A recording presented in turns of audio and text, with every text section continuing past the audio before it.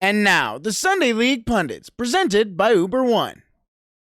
Hello and welcome back to the Sunday League Pundits, presented by Uber One. Uber One is a membership that lets you save on Uber Eats, Uber rides, and everything in between. It means you can get unlimited $0 delivery fees, 5% off on rides, and 5% off on deliveries as well. Join Uber One today for your first month free. Just head to uber.com/Uber1. The word one, not the number. O-N-E, Uber One. For more details, I am here with Wazzy. Hello, good evening. There we go. I'm here with Liam as well. Hello. Why is it always a delayed reaction? I don't know. But it's good to have the three amigos back here. I don't think we've had a podcast with us three. Not for a while. It was me and Brett on the weekend. Maybe ever. Yeah, I think it was. No, I don't know since the Sunday League Pundits have originated. Maybe once in a lifetime span. Maybe. But it's a midweek podcast. It's a Champions League. The Champo baby. And no Europa League because none of our teams are in it. Yeah, we're recording this prior to Europa League results are finished, so we'll just discuss the Champions League, which there's a lot of drama going on. Yeah, no kidding. None of our clubs are in Champions League anymore. That's just heartbreaking. You were never in it, so you don't feel bad. I gotta witness. But we're not the worst team of all time. Were you guys even there? We were there. We got 2 Celtic points. was there, and they're no longer the worst team of all time. It seems. No, Rangers are worse. Really? They haven't got a point yet. Oh my days! They've scored like 2 goals. Now looking back at my predictions, if they lose their next game, they will go down as the worst Champions League team ever because no team's ever finished with 0 points. If you look back at our prediction video, I had Napoli in first, but Rangers in third. I mean, I thought there was going to be something there. I don't want to talk too much about Rangers, but they're an interesting story because they were Europa League finalists last season. Exactly. They had an impressive qualifying round by beating PSV Eindhoven, who was a very good team. They go into the Champions League with maybe not high expectations, but with some belief of maybe we can get second or, third, go back in Europa League. But it's just been disastrous for them. And Giovanni, well, it doesn't matter. Well, technically they're not out yet, but Giovanni Van Bronckhorst, literally after match 1 or 2 in the Champions League, he goes, my team cannot compete on this level. We're just not good enough. So he's given up already. The team's given up. The stadium's giving up. It's a mess what's happening over at Ibrox. But we won't talk too much because there is so much drama with so many huge clubs. Where do we start? Barcelona? Let's start with Barcelona because, geez, what a disaster that has turned into. I mean, I don't know even what to say about them. They're going to Europa League. Europa Lona. Love to hear that. I'm sorry, but it's just all that talent in the world, and credit to Inter, credit to Bayern. Obviously, Bayern just stepped on them and said, "No, you're going to be the little kid here." Bayern Munich does what Bayern Munich does against Barcelona and walks away with it. No, for me, before the Champions League started, I saw the way Barcelona was playing. I'm like, oh, this is great. I think they should have it should be an easy time for them in the Champions. Not easy, but they should be able to get second or first. Especially with the players they have, and next thing you know, they falter. That's last season when they dropped out of Champions League into Europa League. There was a lot of holes, and we all said that starting 11 is not a Barcelona starting 11. Meanwhile, here we are today going Robert Lewandowski, Frank Kessie. Mm-hmm. They signed so many good players in that starting 11, and it just hasn't happened. Albeit they're in a tough group. They got the champions of Germany and the champions of Italy. That's a tough group. No, Inter didn't win. Oh, well, they were not lead before the year, but yeah, I hear what you're saying. Not the previous year, but the year before that. Yeah. But it's a tough group for them. I mean, shout out to Victoria Pilsen. You were there. Yeah, they showed up. But Barcelona, do questions get pointed at Xavi? He's a young, inexperienced manager. I don't think he's at the level yet of Barcelona manager. I was wondering, when does the blame start to lie on Xavi, or does he deserve the blame? Because, I don't know, there was a lot of hype around Xavi when he first came that he was going to turn around Barcelona, that he was going to be the manager for them. There's no way anything can go wrong with Xavi. And now they're heading back to the Europa League, but and then I don't really know. Is it his fault? Is it the board's fault? Is it the players? He still could be the guy for Barcelona, but we're talking about he's in his third ever year as a manager. One of them was in Saudi Arabia. And obviously there was a lot of good signs shown when he was playing in coaching in Saudi. I think I don't know. Was it the Middle East? Yes. So, but yeah, it's obviously that's quite the step from out in the Middle East to Barcelona. So, what do you guys think about Xavi right now? I can't tell. I genuinely can't tell if it's a play style thing or if it is the personnel. Because, I mean, you mentioned the guys they brought in. They also kept Frankie de Jong in the midst of all that everything, right? Obviously, you still got so many pieces that are still there. You didn't even mention Rafinha. There's so many players that I don't know if it's... Just to confirm, he managed Al Sadd. It was a Qatari sports club. I thought it was Qatar. But you just... I almost sit there and go, is it a chemistry thing? But I don't think so. I think that team is relatively close. I looked at the two team starting 11s yesterday.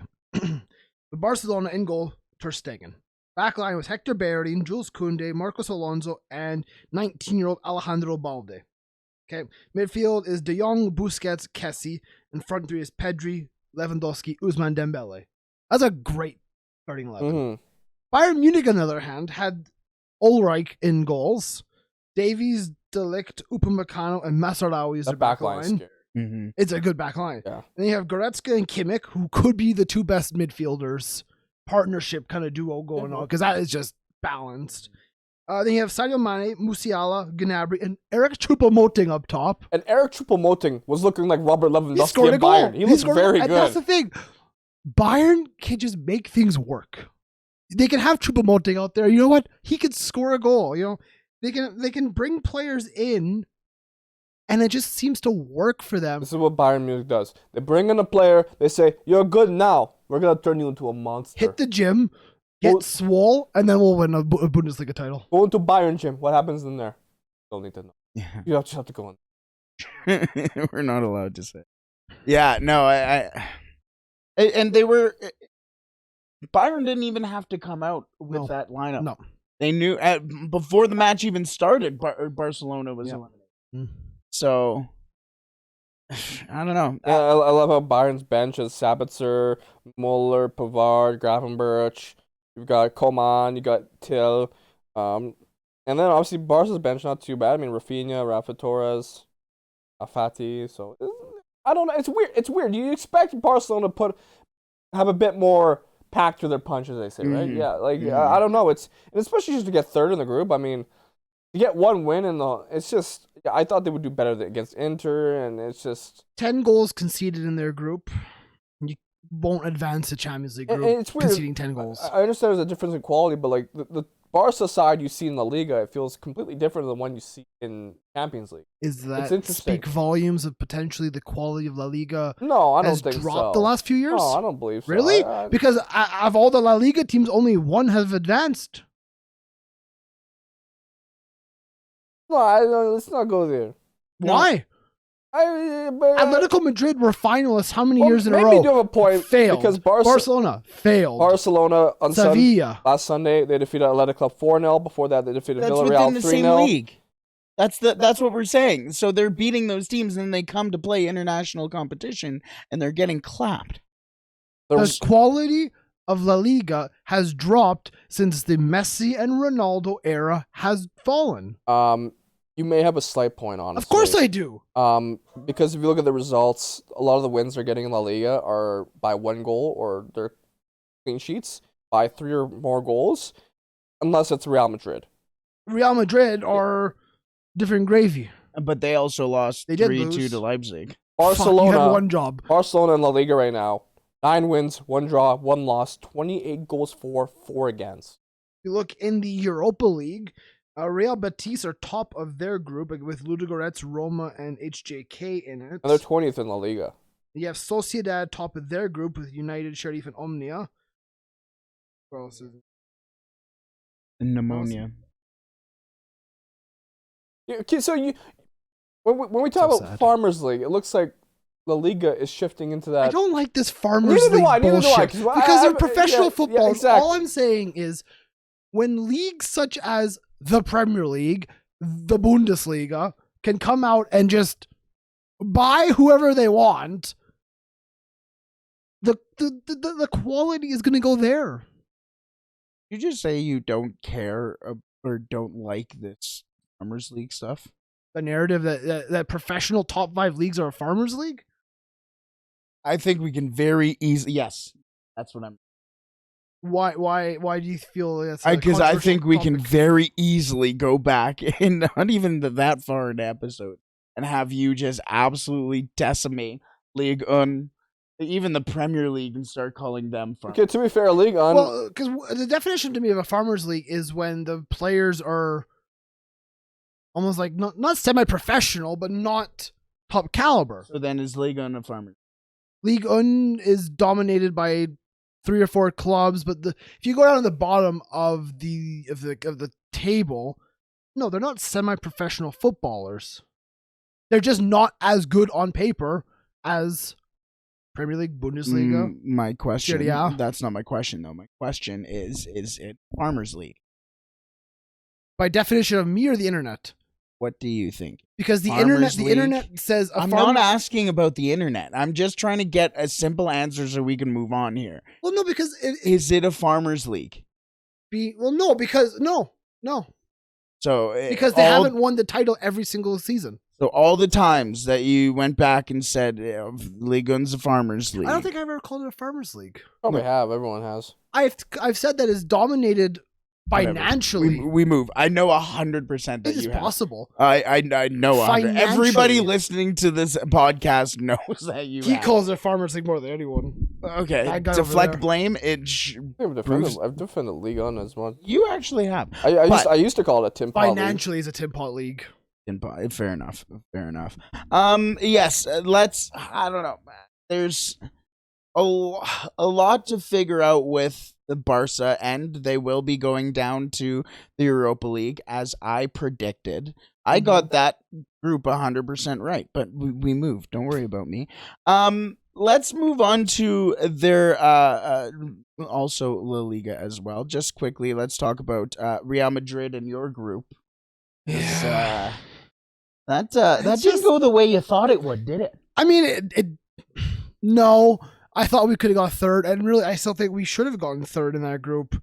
We can't finish. We've had, I think we're in the top 3 of the entire Champions League for chances created. But we've scored 3 goals. Well, look at the matches. The match against Real Madrid. You guys were up, if I'm not mistaken. No, we didn't. No. Well, you were damn close. We hit the post in the first. That's right. The first 60 minutes of that game, we were all over Real Madrid, playing incredible football. Couldn't score. Yeah. Oh, you didn't score. No, that's right. That's right. Because I remember it. You guys were damn close in that match, but like you said, you couldn't score. Against Leipzig, they had all the pressure in the world. Couldn't score. You should have beat Shakhtar Donetsk, as you said. We should have beat them, especially that game in Poland. Oh my God, we were all over them. But what was wrong? 1-1 draw. The finishing, right? Just couldn't score. I mean, Kyogo Furuhashi, I don't know what's going on with him, man. Can't buy a goal. Daisen Maeda, I don't think has a brain. He's shaved his head too close, I think. Jot's out injured. Yakimakis scored. It's Yakimakis. He scored. Giamakis, Gregorius. I don't even know what his name is. He's a great guy. But he scored. It was a good goal. I thought he actually played a very good game against Shakhtar at Celtic Park, but wasn't enough. 1-1 draw in Glasgow means we are bottom of our table, out of Europe completely. It's disappointing because I think a lot of Celtic fans' narrative is we're not angry like we have been in previous European campaigns. We're disappointed because it should have been better. What's wrong? That's the funniest thing to me. We're not We're not mad, buddy. I've watched this disappointed. I've watched this team, buddy. You guys let this club away with so much. I've watched this team concede buddy, 7 to PSG. I'm not mad at you. I'm not. I'm just disappointed. That's worse. I thought our play style was the correct play style. We attacked these teams. We played an expansive, open game. Yes, we got scored on a couple of counterattacks, but we went at them. When we sat back versus PSG, we conceded 7. This is better. Yeah, that sounds like you should be more upset than. No, I'm okay with what happened. I just wish we had gotten 3rd. 3rd was available for the taking. We just didn't take our chances. Yeah, you guys got clapped. No, we didn't. Yeah, you did. We've conceded 10. But it's not too bad. It's not that bad. Barca conceded 10. And we were just talking about how that's too much. For Barca Well, to qualify for the next round. Hey, I'm okay with our team. Also, Shakhtar Donetsk, shout out to them, and Mudryk, who could be the best player in the world. That man is going to go for 50 million, guaranteed every day. He is exceptional to watch on the ball, going forward, his pace and power. He is so fun to watch. So, Ukraine, you have a star. You have an absolute star in that. He's 21 years old. He is incredible. Heard a lot about this. Let's move on to you have a story from this match because it was. I want to say something. If you look at Shakhtar's lineup, they have a Brazilian left back, right back by the name of Lucas Taylor. Yeah, the most un-Brazilian name of all time. Yeah, and you know who's marking him? Greg Taylor. Oh, nice. It's Taylor and Taylor. Love to hear that. Good job, Greg. I love that. Shout out, Greg. A great game. Yeah, let's move into the match that was not close at all. And I feel bad because I woke up in the morning, I got up on TikTok, and I saw this wonderful TikTok of this Canadian guy surprising his father, who's from Israel, with tickets to Paris to go watch his boyhood club, his favorite club, Maccabi Haifa, play. Fair enough. Final in that match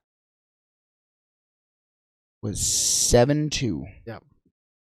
I am so sorry that you had to make that trip. It's a bit tough when Mbappe, Neymar, Messi just cooking because they cooked. Yeah. But the story that I have for this one is Maccabi Haifa's goalkeeper. His name is Josh Cohen. Who allowed 7 yesterday. He did. He's a 30-year-old American goalkeeper. He was playing in American university level football, trying to make the MLS. Did not get drafted.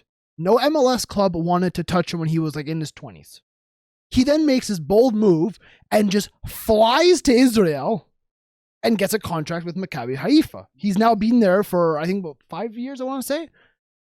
He's been their he's been their player of the season on multiple occasions, helped him to go to the Champions League, and solidify himself as the best goalie in the country. Really? So this guy who comes out of nowhere, Josh Cohen, 30-year-old American goalkeeper, shout out to you.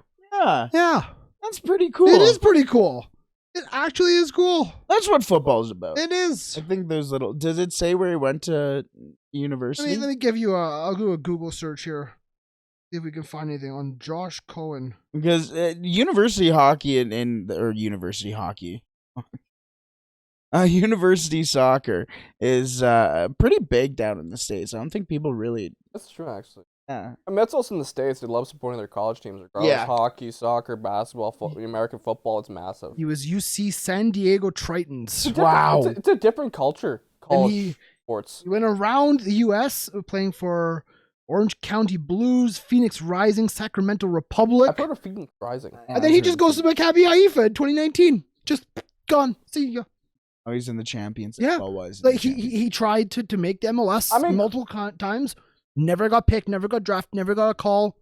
Goes to Israel. I mean, sure, you watch your boyhood club get ruined by PSG, but at the same time, you got to watch Neymar, Messi, and Mbappe do their thing, which is, I think, worth the price. Yeah. I mean, that goes up against arguably the most dangerous attack in world football. Yeah, 100% right now. It's like you said. I mean, okay, so you got Mbappe, Messi, Neymar all scoring goals in that game. Goldberg. Got an own goal. Maccabi Haifa. He did. Sean Goldberg did score. Shout out Sean Goldberg. No way. It's a good team. Yeah, I made a TikTok. I'm like, is this team now maybe gelling to the point where they could actually go all the way? I think there's a lot more maturity in this PSG side, maybe aside from Mbappe and his issues. But Mbappe is definitely the main. The only issue it seems to be is Mbappe. You know what's weird about Mbappe? He's not a problem because he's still producing, but he's also still a problem because he always wants to leave. I could see PSG winning Champions League this year. I could also see Man City, of course. But PSG, you look at. I mean, I think they've somewhat fixed that back line problem, bringing in Sergio Ramos. Now, as much as, you're not wrong, but that was last year. But anything else we want to mention about PSG? They won. Yeah, they did very well. They're looking good in their group. But you know what? They're through. But shout out to Benfica. Tied on points with PSG with 11. And arguably the biggest upset of all the Champions League group stages. Juventus embarrassed. 3 points in the group for Juventus. That consists of Maccabi Haifa and Benfica. Well, the match itself, I wouldn't say was... The match itself was actually an exciting match. 4-3 ending. Benfica win over Juventus. What the hell is going on in Turin? How does that man have a job anymore? Because we've said they can't afford him. They can't afford to sack him. No, it's not even that. It's because they're friends. The reason why he's there is because of the owner. So if he goes, then the owner has to go. The Agnelli family who owns Juventus. Is there going to be a call for them you have to sell the club, similar as we've seen with the Glazers and stuff like that? That's the Kroenkes at Arsenal. And that's what I said at the start of this season, or a couple of months ago. I said, is this kind of similar to the United situation? But now they're going down to Europa. Europa League is about to be lit, though. They might not even get Europa League, though. Oh, that's fair enough. There's still a game in Maccabi Haifa can get Europa League still. Maccabi Haifa. Yes. Like final and match they play each other, don't they? They do. They do. Like genuinely. Match day. No, I'm sorry. I'm so sorry. Actually, it's Juventus PSG. No. Haifa plays Benfica. No. Benfica's through. Benfica, listen to me. Portugal, por favor. Let the Israelis and Josh Cohen, let him win the Champo. But let him win Europa.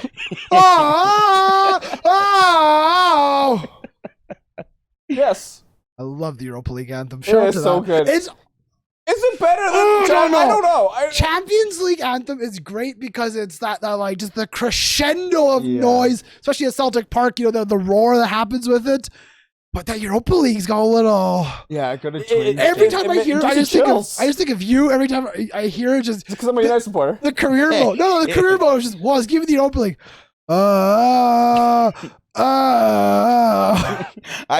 There's this TikTok ad for like this Toronto-based like orchestra house. Okay. And the music that they're playing in it is the Champions League. It's great. But the entire ad, they start doing that dun dun dun dun dun dun dun dun, the whole build up, and people in the comments are like, the champion, right? But the video ends right where it's supposed to go, and I'm like, you know what you did. The copyright strike was coming in. Anything else we want to mention about Juventus? Benfica? Are we surprised? Go ahead. Juventus that starting 11 is a shell. Benfica, that score does not tell the story. No, it doesn't. Because Benfica ran that game. Yeah. I put in the group chat after because in our prediction video for the Champions League, Lucas specifically said, watch out for Silva. Yeah. And they have two of them, so I had to ask which one. And he said Rafa Silva. Watch out for Rafa Silva. Well, Rafa Silva, the entire match, everybody is going, this is the man of the match. He scored 2 goals in the match, looked fantastic through the entire match as well. And he gets off, and you just hear the commentators go, that guy could have had 4 or 5 goals. And against Juventus, who are their backs are against the wall, they needed a result, and they came out. Benfica came out and put it to them, gave it to them, and a lot to do with Rafa Silva. Antonio Silva also had a goal as well. I mean, I just know Rafa Silva from FIFA because every FIFA team this season would have one. He'd always have 99 pace. Oh, really? Yeah, he'd always have 99 pace. He's also like 29. Yeah. And that's what he used against Juventus. He was fast as hell. I want to talk about Vlahovic. Sure. All the hype, all the money. What has he done? Well, is that a product of the team around him though? 100% it has. Champions League, he's got 1 goal, 1 assist. Honest, man, could say the same thing with João Felix. Don't even get me started on that floppy-haired mop of fuck. Holy shit. I don't see the hype. Same with Vlahovic. I said he'll do well in Serie A. Then he'll go play somewhere else. His 6 goals and 1 assist in Serie A. He'll do well there. Then you go to play Champions League or anywhere else, and he'll fall apart. I said this 2 years ago when he was going to Juventus. 6 goals in Serie A is pretty. He'll do well in Serie A. Then he'll go to play Champions League. He'll go play anywhere else in the world. Nope. So then, if he's doing it there in Serie A, but like you said, he's not doing it in the Europa League or in the Champions League. But then, like you said, is that more of a product of? Yes, I would say so. I think any player in the right system will produce the talent that they have in the right system. You say João Felix. João Felix has been ruined by the system of Atletico Madrid. And we should talk to them about them next because that's also a massive failure there. The system of Atletico Madrid and the defensive mindset just stifles any attacking creativity, and João Felix thrives on getting behind, getting on the ball, doing something magical. He hasn't been allowed to. That's why Griezmann actually works there, because he does the hard work. He tracks back a little bit. I think we have yet to see the best of it. Well, it's not going to be at Atletico. No, I don't agree. think so. No, I 100%. They are third in their group, 5 points. They are 1 above Bayer Leverkusen. They're out of the Champions League for next round. They can still get out of Europa League altogether. Well, let's not bury the lead here. The end of that match was insane. They had. Oh, yeah, it was. Yeah, it was. I didn't watch this game, but yeah, I remember it was mental. They had a pen in added time. Late in 99th minute. Yeah, well, they only had 5 minutes added, so it happened. I think in the 93rd minute, went to VAR. Then Atletico Madrid gets the pen. Stopped. Big save. Stopped. Big save. Dave. Comes back out. They get a second chance off the crossbar. Then it comes out again. He has it. Off his own. Out of play. Whistle blows. They're out of the Champions League. With what should have been almost 3 separate goals. Exactly. Yep. And I'm okay with that. They're gone. I'm okay with that. I am too. I was standing at the monitor. Not sitting, standing at the computer monitor. And I went, oh! Oh! Oh, they're gone! It's done! It was insane. It was insane. But they shouldn't have been in that situation. No. They shouldn't have. Because at the end of the Brugge and Porto game as well, there was Costa. Oh my goodness. 2 saves. Yes. We're talking about this match now? Well, about all the games. I'm just giving context to it. Yeah. But 2 saves. One, obviously, he gets it off the line. Or no, it wasn't off the line. It was somebody came in early and cleared the ball, and which I'm pretty sure was Eustáquio, if I'm not mistaken. And then they go, all right, we're doing it again. And everyone's going, oh, man, well, they're about to lose and not get that point, right? Actually, no, never mind. It wouldn't have mattered. They were up like 4-0. Yeah. But either way, comes up again and absolutely robs Noah Lang. Yeah. Robs him for the second time. And that keeper is actually on the list for Manchester United. They're scouting him, and you were going crazy about it.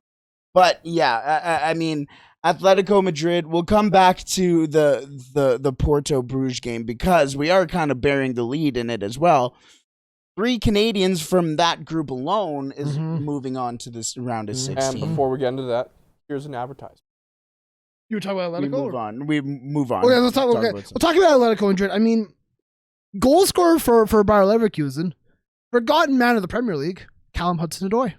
Ooh, bit of a forgotten man there. He has come, of course, to Bayer Leverkusen, and he's had an okay time in Germany. I think a time abroad sometimes helps these Premier League players who have fallen down the pecking order at their home club. He's only 21, of course. 1 goal in Champions League. If you go into the Bundesliga, he's got 1 assist. But he's there. He's vibing. Yeah, he's hanging out there. But good results for Bayer Leverkusen, keeps them alive in the Europa League hopes. But I want to talk more, like you're saying, about the Canadians on Club Bruges and Ustak as well. It's fantastic to see both Buchanan and Ustak advancing. And Laren as well. I knew I was missing one. But at the same time, not a great result for Club Bruges. No, it was. I bet on this game that Club Bruges would win because they did beat Porto in their first meeting 4-0. I'm like, maybe I think Club Bruges is probably a better side. They know how to play Porto. Yeah, and especially with the keeper rate to fucking save. I'm like, I mean, if you went back in the match days, they lost to them before as well. Porto, though, they knew they had to get a result. Actually, you're right. I'm so sorry. Match day 2, it was Club Bruges winning 4-0. Yeah. I'm so sorry. I thought it was the other way around. They needed to win, or they didn't need to win. They needed a result, and they ended up going on. Stefan Eustáquio as well, getting his first Champions League goal. I said in our group chat, I was like, you should have bet on that, a Canadian scoring a goal. Actually. Because Tayshaun Buchanan looked hot at the start, too. He had a fantastic run early in the game. But Porto needed that result because Atletico Madrid was still breathing down their tail. They still, and even without, if Atletico Madrid would have won, they would have A, gone ahead of Porto, but B, then the final match day of the Champions League was against all to play for. Yep, exactly. And I wouldn't trust Porto against. Yes, they have gotten the result already, but you said you bet on Bruges. Porto had that fire under their ass that they needed to get a result, and they got it, and 100%. They kept scoring too. So, and their goalkeeper was again fantastic. Is it time for Simeone to leave Atletico? He gets paid so much money to be there. He's been there for so long. His salary is one of the highest in world football for managers. Is it time though that to freshen up this team, they look for a completely different manager? Yes. I think if I'm the owner of Atletico Madrid, I'm going. Maybe it's time. Obviously, the system isn't working. They haven't been in the Champions League final since 2013? Yeah. 2014? No. I think maybe 2016. Potentially. Around there. I know. But we're talking now about like 5-6 years. Yes. And they haven't been in the La Liga title race the past few seasons. Didn't they win it? Like a couple years ago? A couple years, maybe like 4 years ago? I'm checking right now. A couple seasons. Even though Barca's been down bad, they haven't been up there. But I think it's time. Yeah. No. Someone fresh, someone new, someone exciting, someone attacking maybe. Well, I mean, you have João Felix, and you're sitting there and they got in 2021. What did they actually? Where the hell were we? I don't know. I think, were you talking about La Liga or were you talking about Champions League? I was talking about La Liga as well. I thought you were talking about Champions League. I was talking about League. both. Oh, okay. Anyways, whatever. We were wrong. We move. You take a look at João Felix he walked out before Ronaldo walked out. He walked out of a Champions League game. No. He walked out of the Madrid Classic. The Madrid Derby. I believe you're right, yeah. He walked out of that match, and nobody really made a stink. Cared, yeah. I mean, I did talk about it. We talked about it on this podcast, but he is in a worse situation than Ronaldo right now. And why? It's not because he's 37 years old and can't play. Yeah. It's because your manager sits there and goes, oh, yeah, you got all the talent in the world. We need to win this match right now. Let's put you in the 87th minute. Yeah. It's the defense first mindset. I have a coach here who I think would do well at Atletico Madrid. He has previous La Liga experience. He speaks Spanish. Marcelo Bielsa. Oh. Completely different to Simeone. Oh. I could already see it if Lucas is here and be like, "What? No, actually, Bielsa would not work at the Atletico Madrid because da da da." He's played. He's coached Espanyol, Atletico Bilbao. Atletico Madrid. I just can see Lucas here. He's saying something counter. No, because Bielsa doesn't have a good relationship with the player and this guy, so he would not go. You know what? My junk jiggles a little. I can't lie. At Bielsa ball? At Bielsa ball at Atletico. Let's just go attack. Let's go. Why Let's not? just run. I think that's the one way you could unlock João Felix a bit more. Like 100%. Give him more freedom to play, and I think that's what he needs. And yeah, it's But to continue with the Champions League, we can go over some of the more, let's call it routine results. Chelsea got a 2-1 victory away in Salzburg. It came late, if I remember. No, it wasn't too late. It was Kovacic scoring 23rd minute, and then Kai Havertz scoring 64th minute. Supposedly, the Kai Havertz goal was a really good goal. I didn't get to see it. Yeah, it was. It was a good goal. Banger, a bar down. Bar down ski, bud. Oh, hammers it from outside of the box. I believe it was left-footed, and just ping right King in. Kai does what he does. Sevilla win 3-0 over Copenhagen. So sorry, Dansk Panda. Yeah.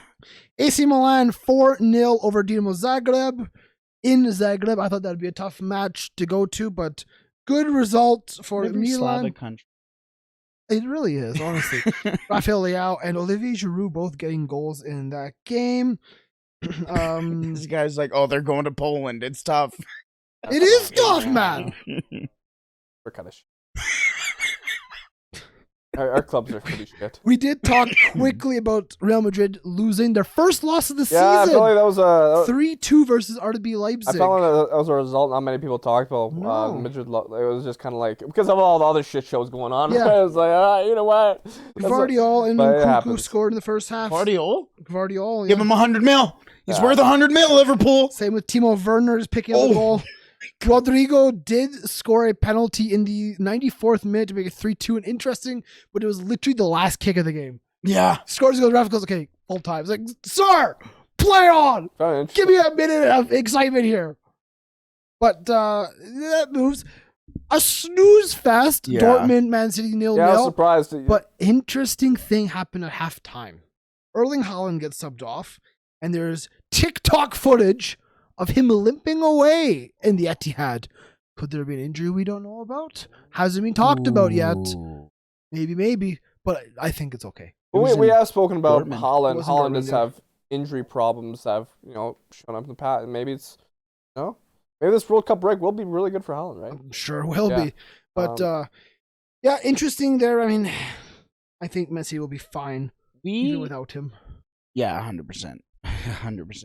We haven't mentioned the group of death, the absolute banger going into the final match day. I was gonna save that one for last in the controversy of. Oh, okay. Of that. Okay, we can get there. Let's do that. Let's finish. So Inter Milan 4-0 over Victoria Pilsen. That meant Inter went through in the Champions League, getting that result there. Yeah. Liverpool 3-0 over Ajax. Darwin Nunez, he said, bullied the back line. It was a great goal. Bullied him. You know what? I love to give my shots at Darwin, but I can show appreciation when that was elite. Yeah. They had an ISO cam on him during that goal, and the determination, the fight through the back line was top notch. You know what? I sat there and went, you know what? That's why they signed him, because who'd they play again?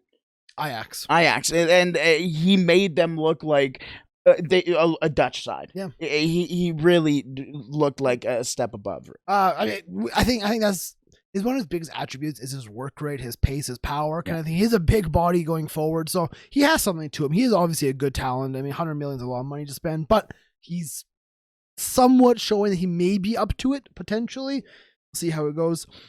Napoli. 3-0 over Glasgow Rangers. We love to see that.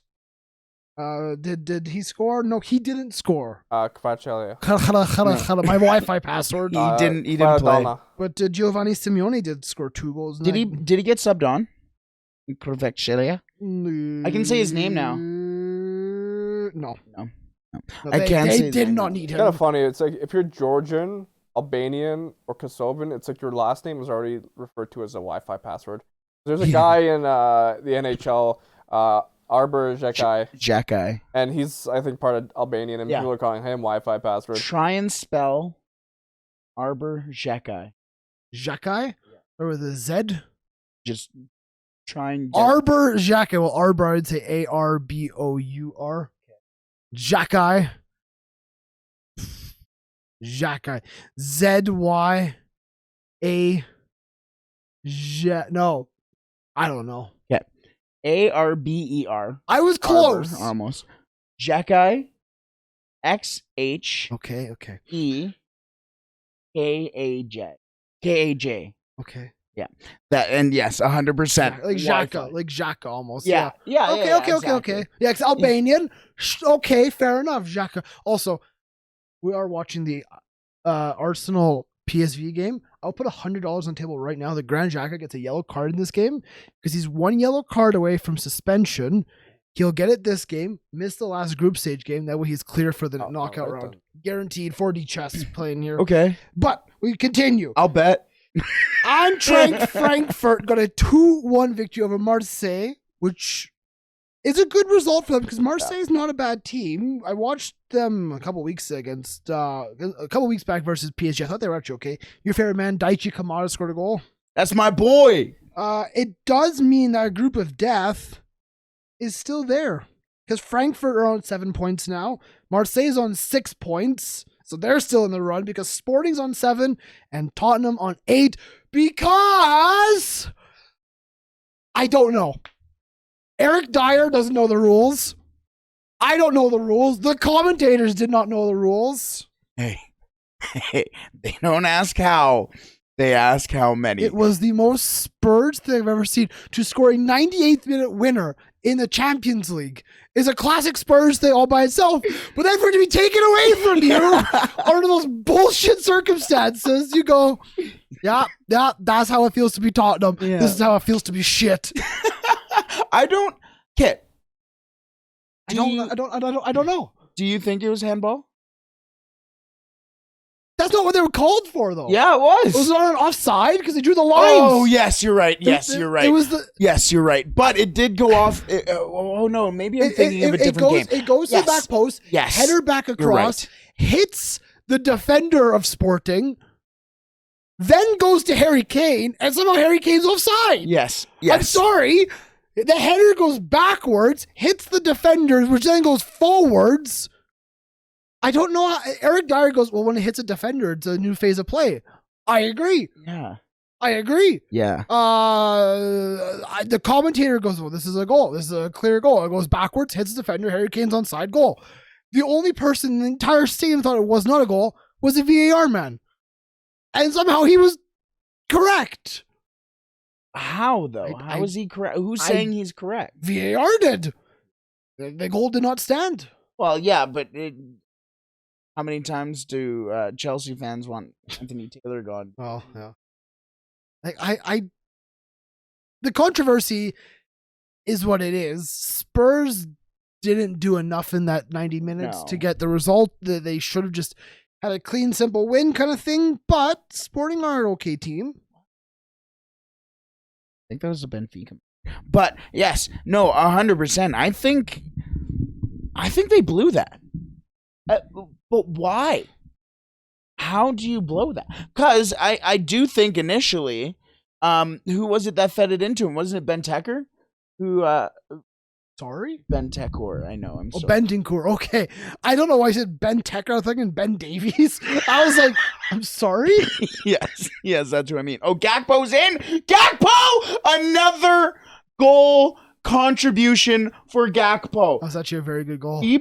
That's even more than Erling Haaland. I think he's offside. Again. Yeah. Offside. Offside. That was a nice chip. Offside ruins football. Let's be honest here. Offside ruins football. He was 100% offside. Anything else you guys want to mention? Yes, because I'm still on this thing about Bentancur. I think he was offside. No, so I'm reading like the match commentary here, and it says that VAR Perisic moved the ball from onto his right before curling the ball into the box. Emerson keeps the opportunity alive, and Kane poking the ball in the back of the net. Emerson was onside, but Kane was marginally offside. The check went on for over 3 minutes before the goal was disallowed, and Antonio Conte was sent off. So Harry Kane was deemed marginally offside. However, the header from Emerson Royale went off the Sporting defender. Yeah. So it was headed defender to Harry Kane. I don't know. It's one of those ones. Was the header deemed, well, as going towards Harry Kane, so that's the offside? Probably that's the call. But it was so weird. It's still off the defender, though. That doesn't make sense. Unless when that header was initially played, he was marginally offside. Was offside. He was offside as the ball came off his head. Oh, but even if he's offside and it comes off the defender, that doesn't. But if it was played in his vicinity when the first header was given, when the first header was played, then he would be called for offside. The question was he offside then, or was he offside when it came off the defender? I think that was the sticky point. Still, I don't, because they had to call it back too. So yeah, I don't I don't know what they would call it or what they call it in VAR, but in North America, what the buzzword for reviews is there's no conclusive evidence. So you cannot. It's clear. It has to be clear and obvious to be overturned, kind of thing. Exactly. So they drew the lines and they said, well, that's offside. So that was the call on the day. Spurs still need a result in their final match day. And that's what I was going to mention too. In Group D, heading into the final match day, Tottenham, top with 8 points. Sporting, second, tied for second with 7. They are tied with Frankfurt, as I'm going to start coughing here. With Frankfurt, and then Marseille is at the bottom with 6. First to fourth are all separated by 2 points. And on that final match day, it is Spurs away to Marseille and Sporting hosting Frankfurt. So there's a lot to play for there. Spurs can go from top of the table to not getting European football at all. Which would be very Spurs. 100%. It would be very much Spurs. And Marseille can go from top or bottom to the top. Yep, 100%. And that will be one of the most exciting groups, that final match, because majority of them are kind of wrapped up in terms of who's going through. But that'll be an exciting match to watch. Technically, they can't. Actually, no, I lied. If Sporting and Frankfurt draw and Marseille win, Marseille would go 9th. Yep. Sporting would have the goal differential and go 2nd. Frankfurt would go into the Europa League again, and Tottenham would not have any. That is incredible. There's all to play for that final match day. And obviously, we'll keep our eyes on that one. We'll keep our eyes on any other results that are up in the air still. Europa League's interesting. Arsenal's playing PSV. Who cares? Fuck you, Arsenal. So I have 2 questions before we wrap it. Yes. Which Italian side will go the furthest? Not Juventus. Nice. I'm going Napoli. Napoli, they have a complete club. It's interesting. They're still undefeated, right? Yeah, if I'm not mistaken as well, they scored the most goals in this. I know they have scored the most goals in this competition, but they're also in like the top 10 of all time for scoring goals. I also want to go Napoli, but I just don't want to sleep on AC Milan as well. 100%. Rafael Leao is something else. 100%. And F off Chelsea supporters saying we're getting Leao. No, Leao's going to stay at AC Milan and he's going to win multiple titles. Napoli and Inter both had tough groups and they've done relatively well. Inter surprising. AC Milan, I mean, to have Chelsea, Salzburg, Dinamo Zagreb, and you're on 7 points, 1 goal difference, maybe not the strongest group campaign, but if it's enough to go through, I mean, they're still not through yet. Yeah, that's okay. They still have another game and that can. There's the seasons where we've seen Real Madrid not do the best in the group stage, 100%. And they will go on to win the trophy, 100%. Right? So, who will do the best in knockout rounds of the Champions League? Inter Milan. Inter Milan. It's being different. I like it. No, I like it. And next up. What is one football take that pisses off. I'll start. People who say Alphonso Davies is only good because of pace, that he's only in the Bayern starting 11 because he has pace. No, Alphonso Davies is a world-class footballer. He's very versatile. He can play in any situation. He's strong. His pace is a complement to what he can do. It's what makes him so good. Yes, but it's not the reason why he's good or in the lineup. There's plenty of pacey footballers out there. And why aren't they in that Bayern 11? Why aren't they in his position? There's a lot of very fast footballers, especially in the wingback role. They could be in Alphonso's role, but they're not. Alphonso Davies is in this position for a reason, because he's an extremely talented footballer who can go forward, who is versatile, who can play in any situation like I mentioned. So to say that Alphonso Davies is only good because of pace shows me that you don't watch Bayern, you don't watch Alphonso Davies, and you don't watch Canada, because he can be he's a difference maker. Yeah, that was some pent-up anger there. No, I love Are you that. okay? Yeah, I had to, because I mean, I get you. Because people go, oh, he's just fast as fuck. Fast as fuck, boy. Aaron Wan-Bissaka was pretty fast, and look at him. Sorry, why? Sorry, bro. Hey, he might make the national team just because. Think about it. There's a lot of pacey fullbacks out there, and they're not that good. But Alphonso Davies is a difference maker. Also, it's like we went back and talked about the Antoine Griezmann and João Felix system. He fits that Bayern system very well, especially the attacking mindset of Bayern. He goes forward so well, and he has some world-class players around him that helps him. I think one thing that's not mentioned about Alphonso that's really good about him is that he's very coachable. He listens to the coach, he understands the coach, and he does his job. He tries hard, why he's so successful. He works harder than maybe than most people would expect him to, but he works hard because he wants to get better. I think that's and a testament get results. Yeah, because of how coachable Alphonso Davies is how intelligent of a footballer he is. Yeah, 100%. Yeah, he's got his mind turned on. Yeah, I completely agree. If you want to play him as a winger, he'll play as a winger. He'll play that role. If you want to play him as a left back, he'll play that role. Let's talk about him playing as striker for Bayern Munich this season. Yeah, he can play any position. Maybe not midfielder. Sorry, Liam Horban. He made that take. He can play CDM. I don't know about that. I'm not a big fan of that. What's your unpopular opinion? I don't know. I'm trying to think of it.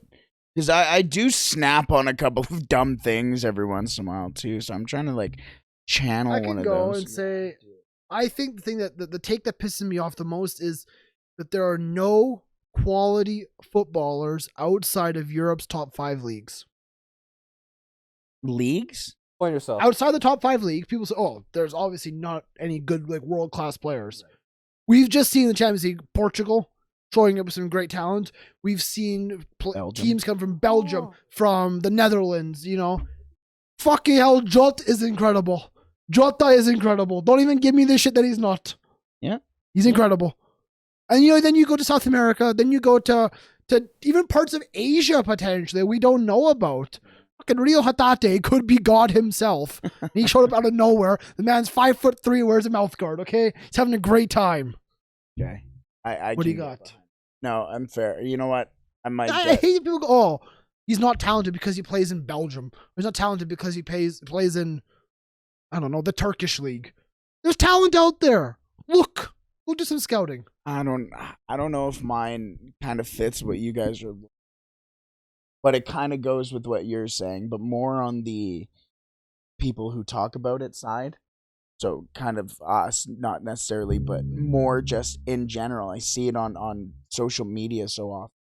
And I just hate it when people are like, oh, you're from this country, so you don't know. As if they've never seen a television before. Literally, it's always...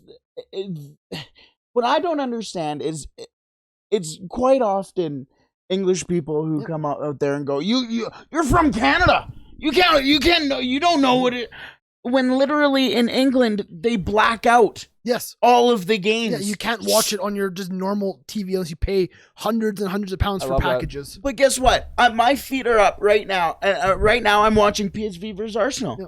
Let me just change a channel here. Oh, look, there's women's football. Yeah, there's Barcelona and a club I've never heard of before. We can go and watch that. I can go and watch Zurich and Bodo Glimt right now. I can go and sit and watch Lazio and Michelin right now.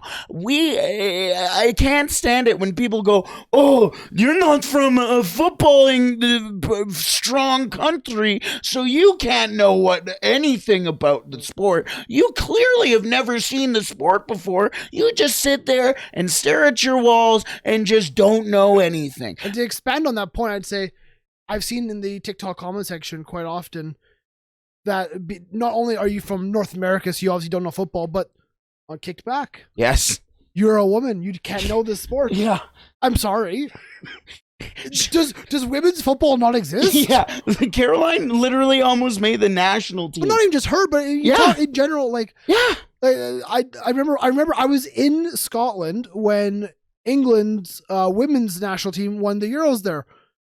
The hype that was for the three Lionesses was incredible. Well, actually, women don't know how to work a TV, so they can't watch it. It's just like you know the women's game is growing, especially here in Canada. The women's game is arguably bigger than the men's game, mm-hmm.